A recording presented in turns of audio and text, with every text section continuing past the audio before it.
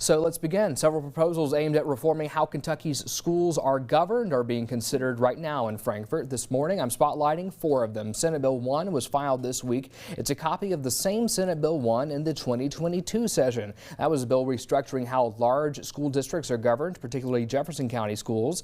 Senate Bill 3 was also filed this week. That bill would require several new reports be made publicly accessible in the interest of financial transparency. Senate Bill 76 passed the Senate on Friday. That bill is a direct response to Fayette County Schools' attempted occupational tax increase last year, raising the population threshold to be eligible for trying to raise that tax again. And Senate Bill 114 was also filed late last week. That bill proposes making school boards in counties enrolling more than 25,000 students appointed positions instead of elected ones. So throwing out a lot of bills there. We're going to try and get to as many as we can here. Senator Thomas, I want to start with you. There seems to clearly be some sort of interest right now in doing reforms among school boards, among those in leadership. FCPS and JCPS, they faced a lot of pressure from Frankfort lately. Why do you think there's so much focus on this right now? Well, they're the 2 largest school districts. That's why there's a lot of focus. I think there's a lot of misinterpretation and misunderstanding about them. I mean, the issues are different. You know, Fayette County Public Schools, you know, don't have it does not have any kind of budgetary problems, no financial problems. Doesn't need any state money. The budget's really good. A very healthy budget reserve. Jefferson County Public Schools, on the other hand, you know, has some budgetary issues. Is in need of additional money. It's the largest school district. So I think for different reasons, you have the state interested in them because they're the 2 largest school districts. But I think that's a short answer to your question. Senator Webb, what do you think? Well, Jefferson County public school system is large. It's a big too one. large almost to manage.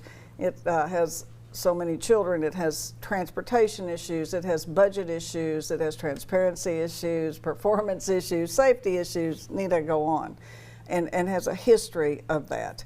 And I think when for accountability purposes, they need to focus on performance and those issues and righting that ship with the leadership they have. And Senator Givens has spent a lot of time on this issue, and I think it's a rational approach to helping them solve their problem.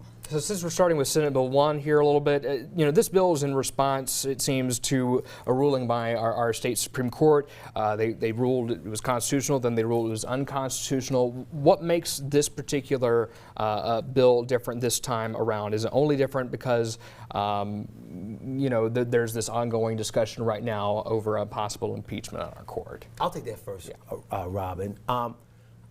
Again, I've read Senate Bill 1, and it has like 36 different findings.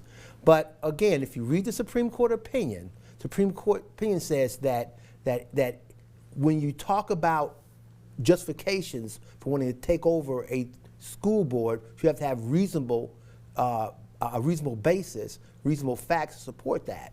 So just saying these things are so without any kind of hearings, fact-finding investigations, I would say that if Senate Bill 1 passes as it's currently written now, it will fail again because there's no basis rooted in fact for these findings by the legislature other than we just feel this way. Is there more you'd like to add to that? Oh, I think there's data to support that based in history and their experience, and I think anytime you represent a bill based on a court decision that you modify it as to what you think will pass muster. All right.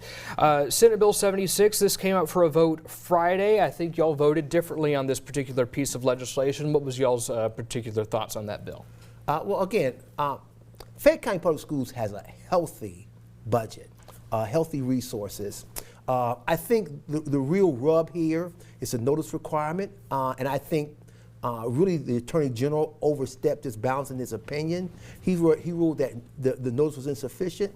The notice went out on Friday, as it always does. There was no difference in the way the notice went out. The notice did say that the school board meeting was set for the following Monday. Failed to realize that the Monday was Memorial Day, was a holiday. They did hold the meeting on Tuesday. That meeting, but it was well attended. It was, you know, a huge crowd. So it wasn't like the people didn't know the meeting was going to take place. The board held hearings. listened to the crowd in public, and they made their vote in public. So it was nothing like a secret meeting at all, far from it.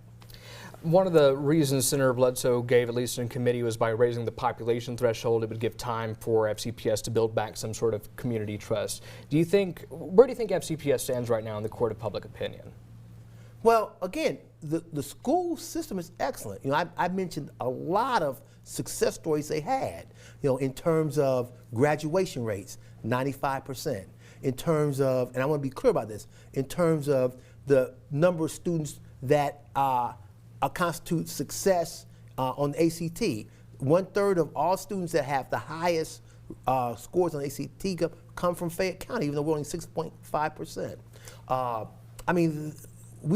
Fayette County Public Schools has had success. I could go on litany on it. Has had success after success after success in academic performance. It's stellar. And because of that, I want to close by saying the Kentucky Association of School Superintendents named Dr. Liggins in 2025 the Superintendent of the Year, and he's one of the 4 finalists now for National Association for National Superintendent of the Year. So he's done an outstanding job, but his reward for success, he's being punished by it and having a revenue stream taken away from him. There are a litany of achievements to acknowledge there too. Before we wrap up here, Senator Webb, your thoughts. There's also taxpayer dollars involved here, and the expenditures and the lack of accountability and transparency doesn't make it right. I mean, kudos to the performance, but certainly the administration needs to lead by example and show the taxpayers of this area that they're being responsible, and to ensure that